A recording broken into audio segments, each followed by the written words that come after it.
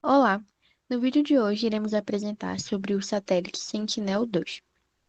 A nossa equipe é composta pela Ana Luísa Mesquita, Ana Paula Santos, Emerson Silva, Yasmin Guimarães e eu, Daniele Ribeiro. Aqui um sumário relacionando os tópicos a serem abordados na apresentação. Teremos aspectos introdutórios, falaremos da história do sensor, seus domínios e aplicações.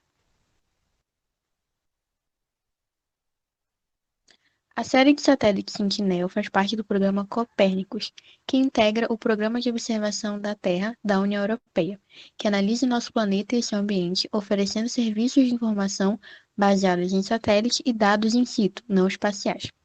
A missão é composta por uma série de pares de satélites especializados e adequados a temas de interesses distintos.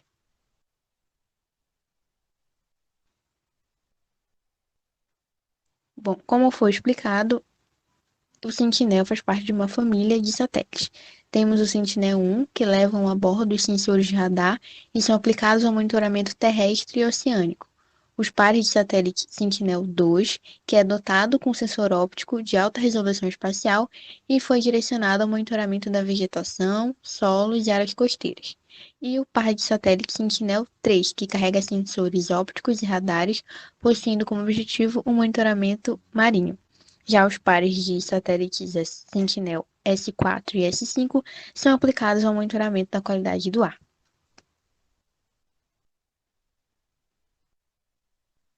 Quanto à obtenção de imagens, as imagens são adquiridas sobre condições relativamente fixas, facilitando a modelagem ou o estudo do comportamento de alvos. Então, este tipo de abordagem, mesmo que de grande complexidade, é facilitada quando se parte do princípio de que a radiação está interagindo de forma constante no espaço-tempo, sem intervenção humana ou de técnicas de medição diferentes. Então, isso faz com que os dados obtidos com o Sentinel sejam de ótima qualidade, pois ele possui uma radiometria fina e sensores muito bem calibrados. Agora, Yasmin Guimarães dará continuidade falando do tópico que trata da história do sensor. Bem, dando continuidade, agora eu vou falar um pouco sobre a história do sensor Sentinel-2.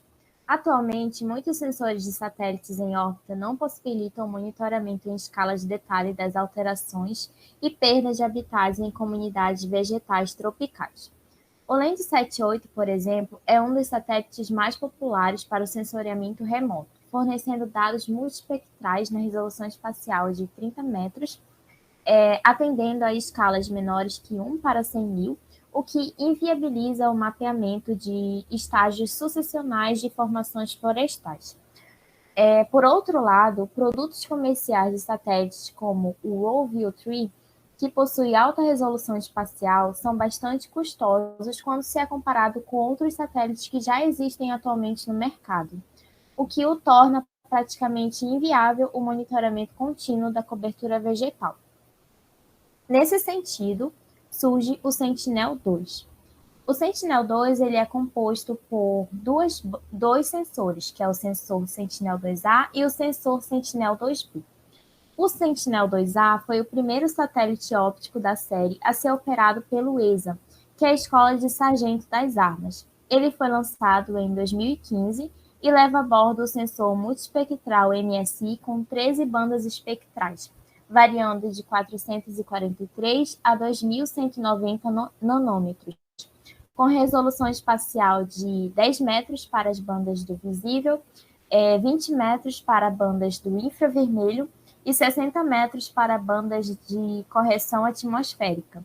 Além disso, as suas aplicações são também utilizadas para o monitoramento da agricultura, florestas, zonas costeiras, águas interiores, desastres naturais, uso e ocupação do solo, e entre outros. O outro sensor que existe é o Sentinel-2B.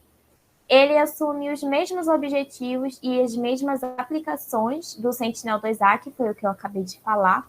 Porém, a única diferença entre os dois é que o Sentinel-2B ele é um pouco mais recente, por conta dele ter sido lançado em 2017. Assim, uma das principais vantagens do Sentinel-2 para fins de mapeamento é a combinação de estreitas faixas espectrais e o tempo de revisita, Nesse contexto, os sensores foram concebidos para dar continuidade à missão do Landsat. Ou seja, o Sentinel-2 ele não só reforça o arquivo de imagens do Landsat, como também fornece novas possibilidades de mapeamento e monitoramento de habitats naturais. Agora, Ana Luísa vai dar continuidade. Bom, dando continuidade à apresentação, falarei agora um pouco sobre os domínios do Sentinel, começando pelo domínio espacial. O domínio espacial ele é expresso pela resolução espacial do sensor, que se refere à menor área da qual o sensor é capaz de registrar a radiação eletromagnética, ou seja, quanto menor o comprimento, maior e melhor é a resolução. E o Sentinel-2 ele possui uma resolução espacial de 10 metros, o que garante a ele uma imagem de boa qualidade e com bastante nitidez. Já a resolução radiométrica é a capacidade que o sensor tem de medir pequenas variações na intensidade da radiação eletromagnética do pixel. E essa medida é feita por meio de potências de base 2. Então, por ter uma resolução de 12 bits por pixel, o Sentinel-2 é capaz de distinguir 4.096 níveis de cinza em sua imagem. Agora o Bruno vai continuar falando sobre os domínios temporal e espectral. Dando continuidade, né, falando um pouquinho mais, complementando a fala da Ana Luísa quanto aos domínios do Sentinel-2, exemplificando a questão da característica aqui em temporal, 5 dias, se dá exatamente pelo trabalho do uso em conjunto, como a Yasmin havia falado anteriormente, onde foi lançado o Sentinel-2A em 2015 e, posteriormente, né, o Sentinel-2B, lançado em 2017. Anteriormente, quando só existia um, era possível a captação, né, de imagens em tempo real de 10 em 10 dias, onde era feito essa atualização, que era o tempo necessário. Com o trabalho em conjunto com os dois satélites ao mesmo tempo, esse tempo ele foi possível se reduzir pela metade, sendo possível, né, essas imagens no mesmo local do globo. Afinal, essa definição, né, da resolução temporal é exatamente isso: o tempo de revisita do sensor para o mesmo ponto da superfície, onde depende também, né, de outros fatores, como o número de bandas, largura de intervalo, sendo melhor quando menor esse intervalo, onde já é o caso da resolução espectral, onde, de modo assim a exemplificar, seria a capacidade de um sensor de discernir comprimentos de ondas mais finos, e também, né, os sensores podem possuir, né, sensores centenas e até milhares de bandas, onde são considerados hiperespectrais.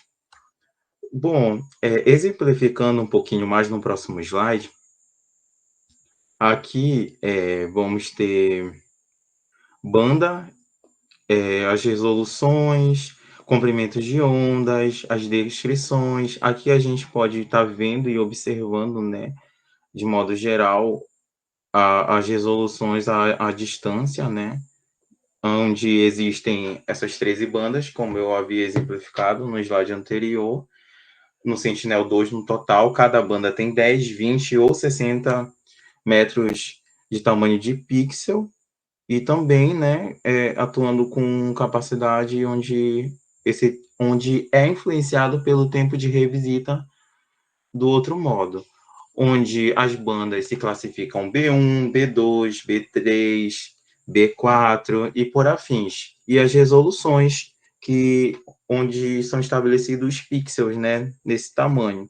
E os comprimentos de onda, né, central, onde são medidas em nanômetros, né. A descrição geral de cada banda, ela vai funcionar da devida maneira. Geralmente é ilustrado quando a gente capta imagens em cores, exatamente para ter um melhor acesso, para ter um melhor entendimento disso. Onde, por exemplo, a banda B1, ela vai ser a Ultra Blue, onde já vai exemplificar uma tonalidade, como, por exemplo, a B2, a B3 e a B4, elas já vão exemplificar cada uma cor. A B2 a azul, a B3 a verde, a B4 vermelho, entre as outras bandas, onde cada uma tem a sua funcionalidade, né, nesse percurso para ser melhor visualizado. No próximo slide eu tenho alguns exemplos.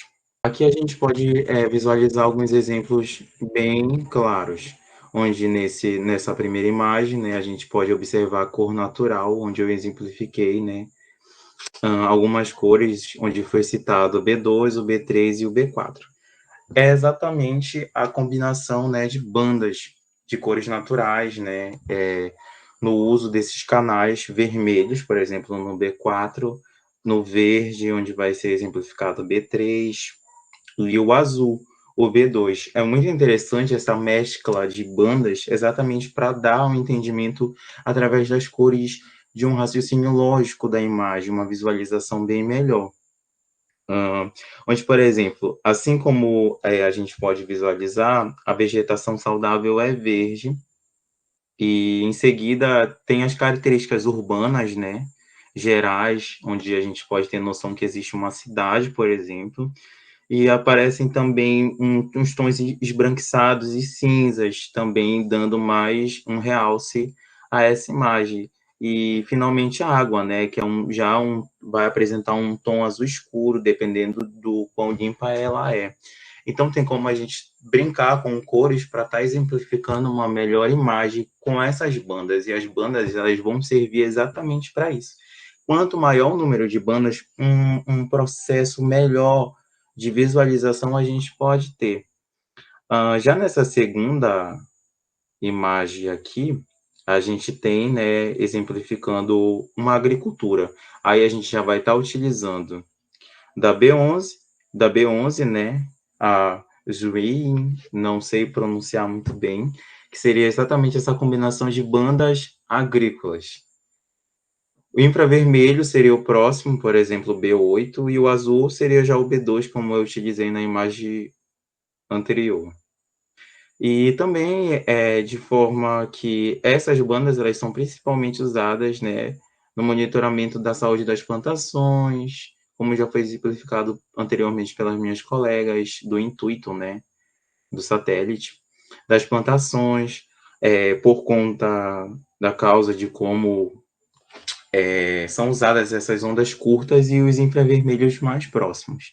Ambas as bandas, elas são particularmente boas para destacar essa vegetação densa que aparece como verde escuro. Então, é bem legal a funcionalidade, né, desse processo.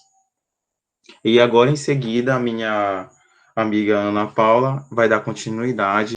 Bom, o Sentinel-2 ele pode ser aplicado em mapeamentos temáticos diversos, tanto na área de recursos naturais, agricultura, silvicultura, pedologia, queimadas, proteção e conservação da natureza, além do monitoramento ambiental e poluição, como já foi dito anteriormente, assim como também pode ser aplicado na hidrologia, no mapeamento e monitoramento de embarcações nas áreas costeiras e oceânicas da Europa. Assim, ele identifica, né, realiza também a identificação de neve e gelo na superfície. Ademais, ele realiza também mapas de mapeamento de uso e cobertura das terras, atualização de mapas e dados cartográficos, mapas de aptidão agrícola das terras, identificação de áreas irrigadas, mudanças climáticas e monitoramento de desastres naturais. Aqui nós temos duas imagens, né, dois recortes. O primeiro é o recorte da imagem do Sentinel-2 de 10 metros de resolução em uma área amazônica. Está presente nessa primeira imagem as bandas 4, 3 e 2. E na segunda, a imagem do Sentinel-2 sobre o sul da cidade de São Paulo. 10 metros de resoluções também em cores naturais. Por fim, na conclusão, a gente vem falar um pouquinho sobre a disponibilidade, né, de imagens para quem realizar, para quem precisar e tiver interesse em adquiri-las. Como é possível fazer? É preciso enviar uma proposta comercial competitiva para a empresa com as seguintes informações: delimitar a área de interesse com precisão, definir o nível de detalhamento desejado, definir o período de interesse informar a aplicação a ser desenvolvida e definir as especificações técnicas de entrega da imagem. É válido lembrar que a área mínima por pedido e imagem é de 100 km². Então, esse é um fator muito importante antes de realizar o pedido para que você utilize a sua imagem, enfim, em qualquer projeto, trabalho, tese aí futuramente. Essas são as nossas referências. Muito obrigada pela atenção.